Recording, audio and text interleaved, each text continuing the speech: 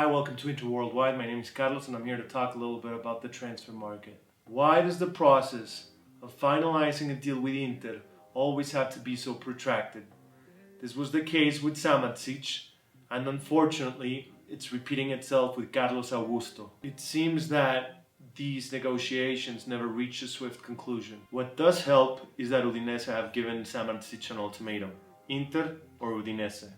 He's not going to go anywhere else this transfer window. In the worst case scenario, if things don't go as planned, we stick with Sensi, and I know all about his injuries.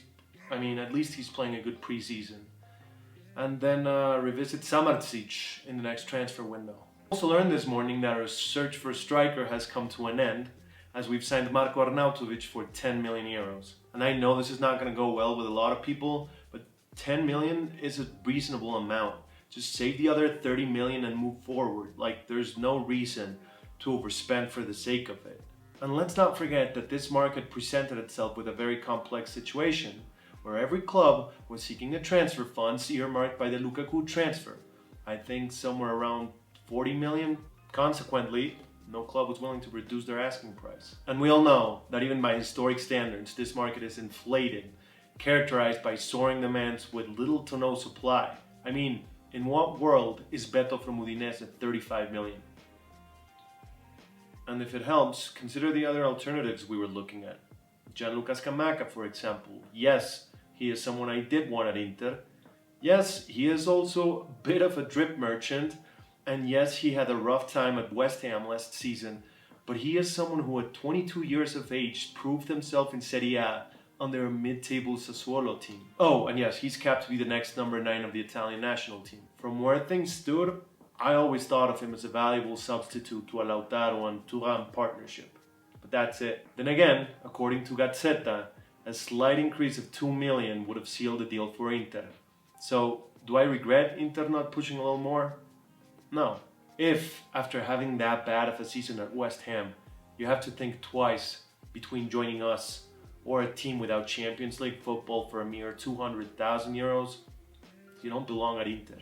I do believe he'll find his place in Atalanta though, and I'm eager to play them and see his reaction if we manage to beat them. Another fun name that popped up over the weekend was Alexis Sanchez, and this is someone I wouldn't mind, but only if he's in place for Correa. The problem is Correa doesn't have many appealing suitors, and we all know why. But it is weird that we paid him to leave, and now we're paying him to come back.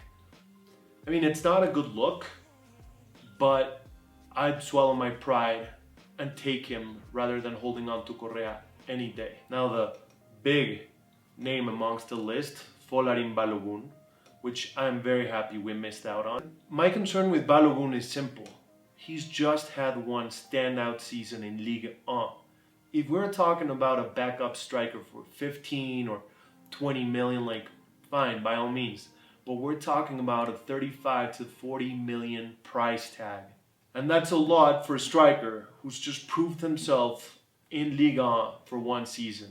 And yeah, some might say Rafael Leao or Victor Osimhen, but let me remind you that it took them 3 to 4 seasons to actually make their mark. And I understand that in today's football landscape, 40 million is the basic minimum for acquiring a decent striker.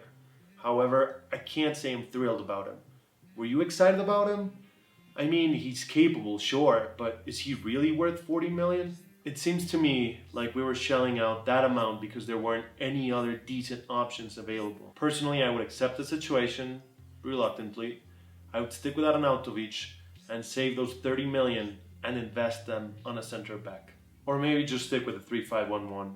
But hey, I'm not the coach, so. Anyways, thank you guys for tuning in. Don't forget to subscribe and see you around next time.